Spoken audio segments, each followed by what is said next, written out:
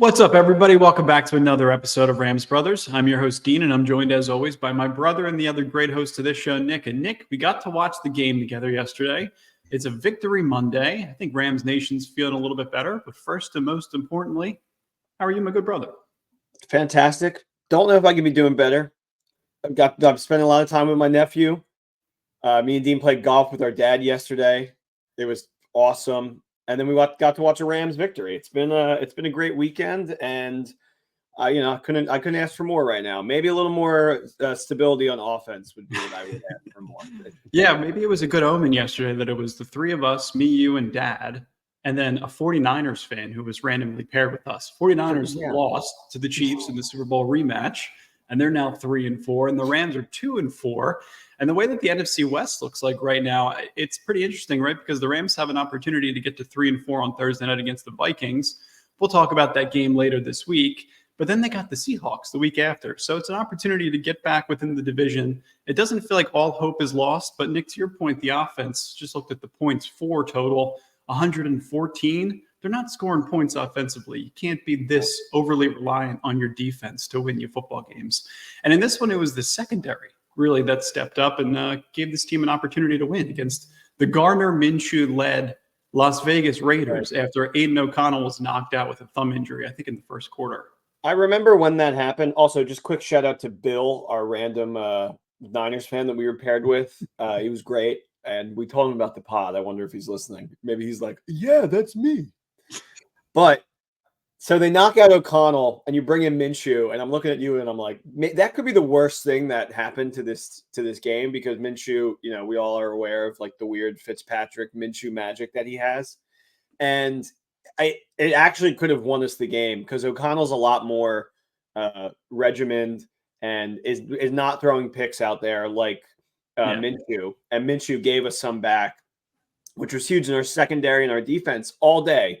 Looked really, really sharp and good. And that's why we won this game, because we were able to score off of the turnovers, scoop and score picks for 6.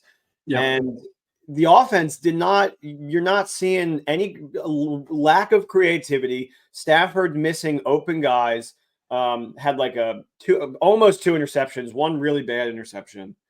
And it's just not a day where, we're always talking about, or the organization's always talking about how the offense has to be the one that steps up and, can like help the defense out because they're not where they're supposed to be yet. But this was the exact opposite this game. Yeah, it was. And it's kind of been the narrative of this team. Like you heard Sean McVay post-game praising Chris Shula, praising the defense, praising the young secondary, praising the pass rush. And it's offense that he's consistently blaming. And he takes a lot of the blame himself, but he talks about execution. A lot of it's missed blocks. I thought the start from Justin Dedich at left guard was pretty interesting, that he's been getting all the first team reps in practice. But execution, it could be a missed block. They could be, sending 5 when you have 6 in protection and somebody misses an assignment. It could be a dropped pass. Timing is thrown off when Stafford's going through his progressions. There's so many different things in terms of execution that Sean McVay is referring to there, even in the red zone, right? Which has been a major factor in terms of why this team has been struggling so far this year. But I thought these Stafford stats were really interesting. Yesterday versus the Raiders, he was 12 of 13 with an interception within 6 yards of the line of scrimmage. So obviously the short passing game was working. He was a little bit more consistent there, but they're not taking any deep shots. And that was really what moved the needle against the San Francisco 49ers is you keep the secondary guessing, you take a couple of deep shots, you potentially draw a defensive pass interference, you can get those explosives. He was 2 of 10 on throws 7+ yards downfield. And his passing chart was hideous. And, it brings up the point where, like, you're really missing some of these guys, right? You're missing Cooper Kupp. Jordan Whittington was inactive in this game. You probably could have pushed to get both of them healthy in this game and get them both some snaps, but both were inactive. You're really missing Puka Nacua.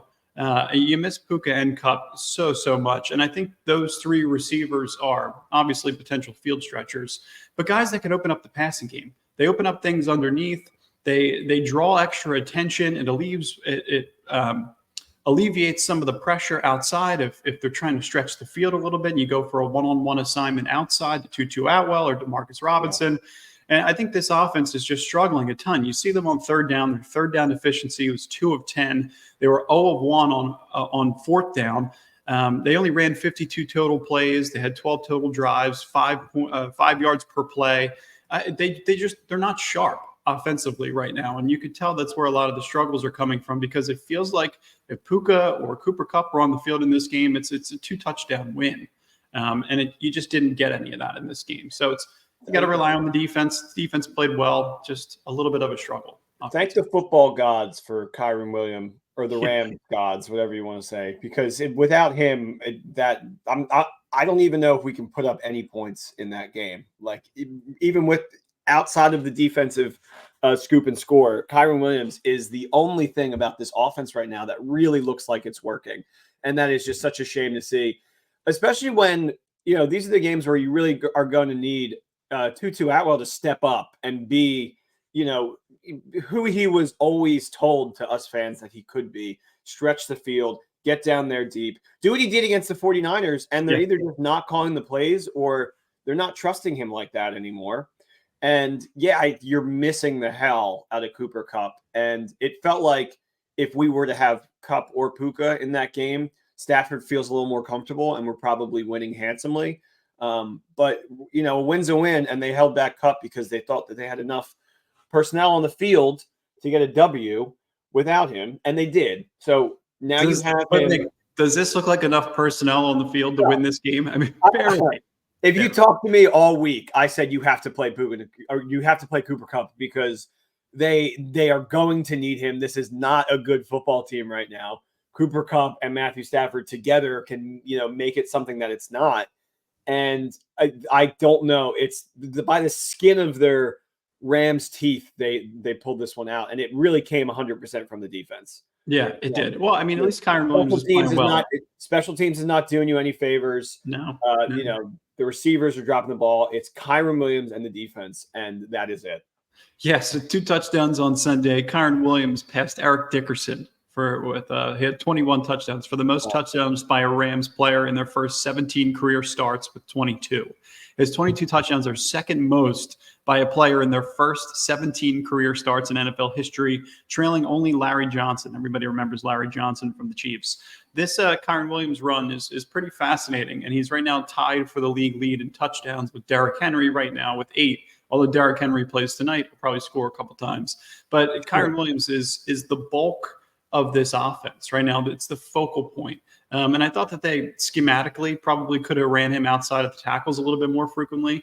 But it's more of an opportunity for, you get the run game going, you get the play action game going, and then you can open up the pass game. But it seems like they're kind of doing it in reverse, right? Where they're trying to get the pass game going, and then it eventually opens up the run game. I remember back to last year when guys like Tyler Higbee and Kevin Dotson were talking about establishing the run at the line of scrimmage and establishing that kind of mentality where you can kind of, get those one-on-one blocking assignments, get those double teams up front, and really kind of be able to move the ball with the run game. And it's they're getting a little bit of it. It's not consistent enough. But Kyren's having a really good season, and he's at least somebody you can hang your hat on in terms of an actual star on offense with all these injuries. Which is really nice. It's also just really cool with Kyren that, unlike most Rams fans, he grew up a St. Louis Rams fan and then he did not abandon the team and stayed a Rams fan like Dean and I. I don't know. I just don't understand people abandoning the team like that. But anyway, is there any update on Higbee right now? No. Do we know anything about nothing? No. No Higbee update. No Puka update. Kupp potentially was going to play yesterday, didn't. So hopefully he plays Thursday. Is there like a hard confirmation that he's playing on Thursday? Is playing Thursday. Yeah. Okay. Thank God, for that. But still, I would love to hear some information on Tyler Higbee. He is like, we went into this year talking about him. Like, I don't think he's going to be that, big of a miss, but I was completely wrong. We kind of need him right now. Yeah, I mean, the injury happened in January of last year, and now we're getting into end of October, early November. So, I mean, 9-10 month recovery from a torn ACL, MCL. That knee injury was really bad. So you can thank Kirby Joseph for that. But defensively, I thought Kobe Durant had a really good game. I think you're going to give – they gave game balls to Kobe. They gave game balls to Chris Shula, to Jalen McCullough, probably to Quentin Lake. But this is his first interception since week 16 of 2022 versus Denver, which I think was the Christmas game back in 2022. Yeah, well, that was just a Christmas feast where everybody was eating the roast beast. Yeah, I mean, I loved what I saw from Kobe Durant. You saw a huge third down pass break up against Bowers near the red zone, which Brock Bowers, he was going to get his. He got plenty of targets. I think he had like 93 yards in total, had a ton of targets. But Kobe had an interception, had the huge quarterback hit that forced the scoop and score touchdown to Cam Curl. And I thought it was an incredible game for the Land Shark, which is a nickname that feels like has gotten lost and forgotten because of, I guess his inconsistencies, and they've been moving him around a ton, but he's definitely a talented player. So hats off to Kobe for playing a good game. I also thought Jalen McCullough's fourth right now in the NFL in terms of total interceptions. He's got 3 in the last 2 games. He had 2 in this one, and he had 1 against the Green Bay Packers that he was able to return for a touchdown. So, he's playing really well. I think the future of this team in terms of the 2 safeties are going to be Cameron Kinchins and then also Jalen McCullough.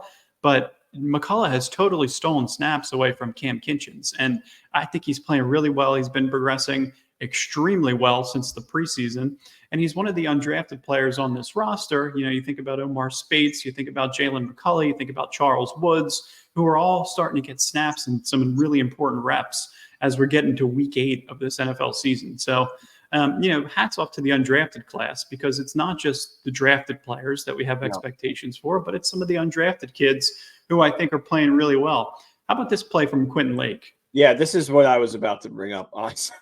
We're talking about the defense. I was like, this play may have saved us the game. It's Bauer, right? It's a little tight end pass to Bauer, and then Lake is able to hit him before he gets into the end zone. I think making it 4th and goal, which forces them to put up 3 points. I think they should have went for it there, but they didn't, and that's kind of the stop of the game right there.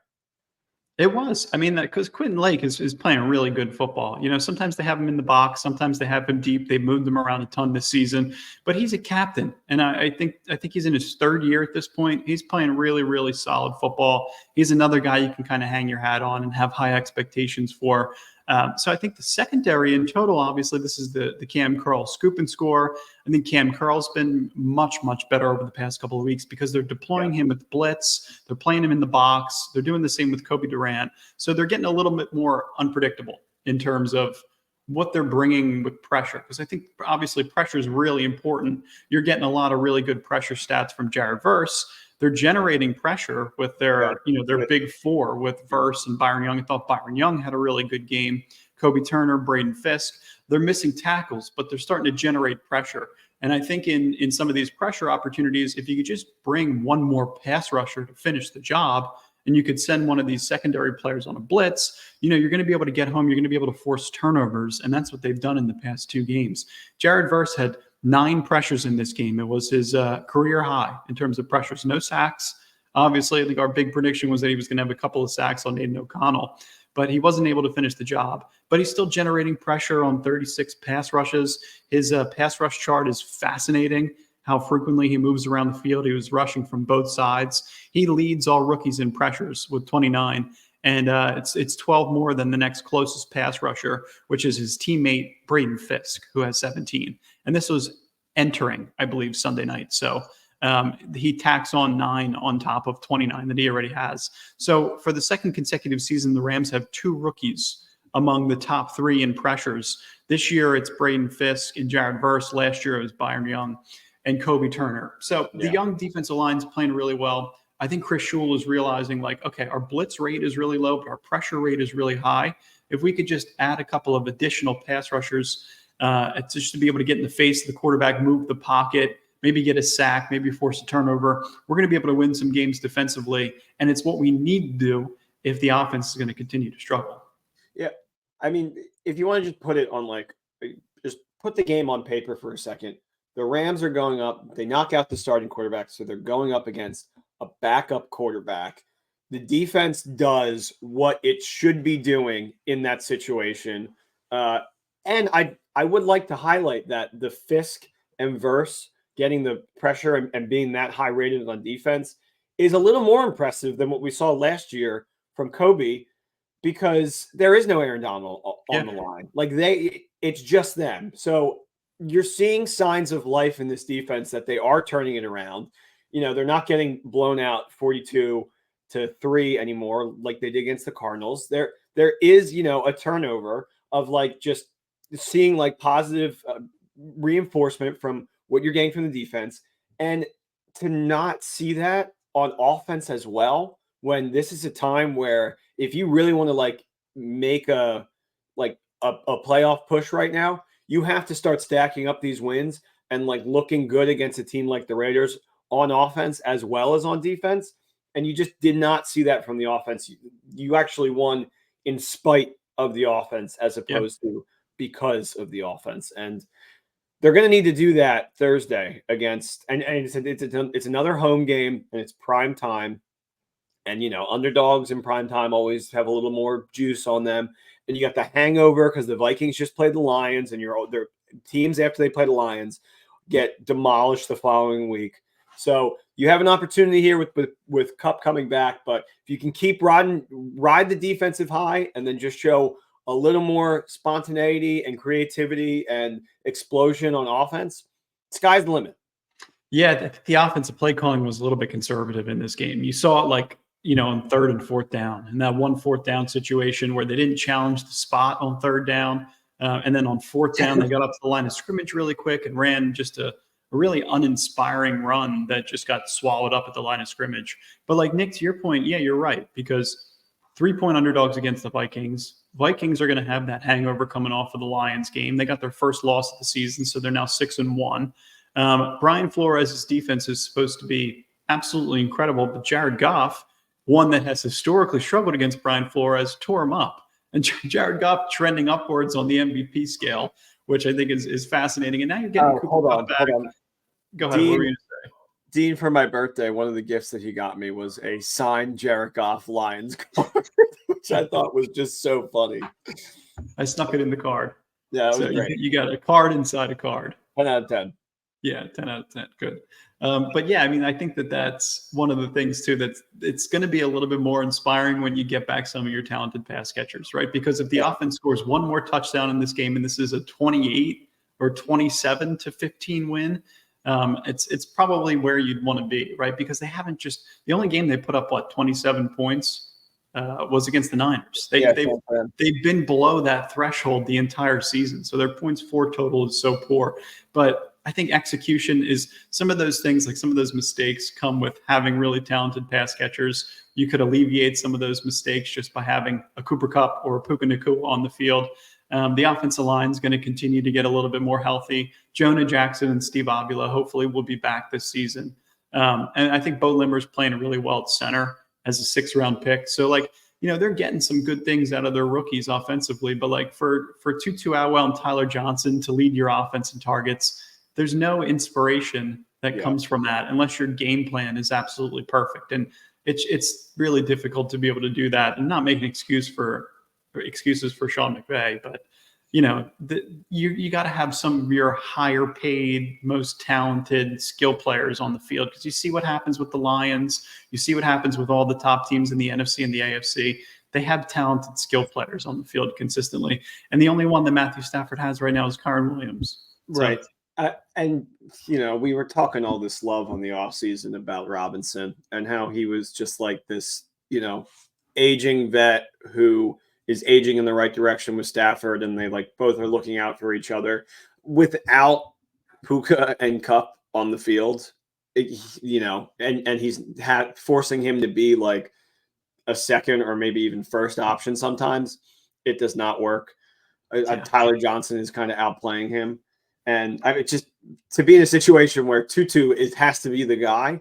We saw it one game, and it's just not going to work. Yeah, to see it week to week. I think that 3rd down play where they threw a screen to Tutu and he just needed to make one man miss to be able to convert later on in the second half. Those are plays that you give it to Cooper Kupp, give it to Puka Nacua, they make a man miss, they get the first down, and that's execution. That's what Sean McVay is talking about.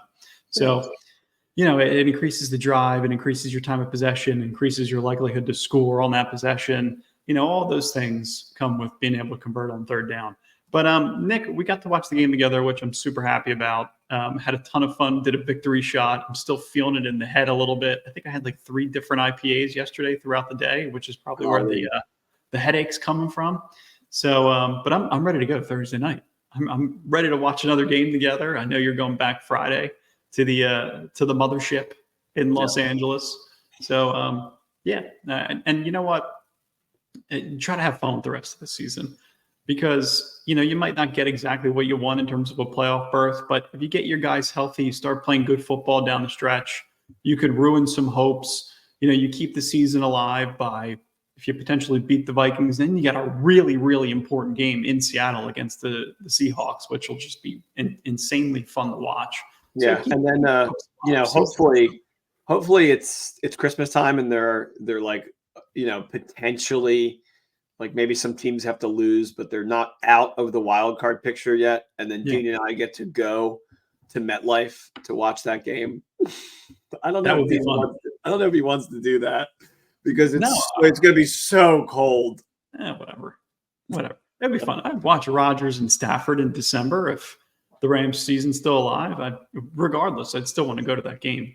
Yeah. No, I think we should go. Jets fans are in more poverty than us. So 2-5, man, that's tough. They just got 2-5 after you trade for Devontae Adams, which I didn't think made any sense, because it wasn't your offense that was the problem. Your defense couldn't stop anybody, and you fire your defensive. Doesn't matter. Jets are terrible. It's the line from the Pete Davidson movie where he's talking to Bill Burr, and he's like, "The Jets are terrible. You're a degenerate gambler. You bet on the Jets. The Jets are never going to come back." And then Bill Burr's like, "They're going to come back." It's like, no, they're not going to come back. They're never going to come back. Yeah, they're never going to come back. That is great. As always, this episode is brought to you guys by Autograph. Make sure to download the Autograph app. You get free. You get some tickets. You get some merchandise with discounts. Punch in our referral code RAMSBROS, RAMSBROS. Support other Rams content creators, and support the wave of the Rams brothers if you can. We would greatly appreciate referral code RAMSBROS. RAMSBROS, not brothers. BROS. Indeed. All caps. Or actually, I don't think the caps matter.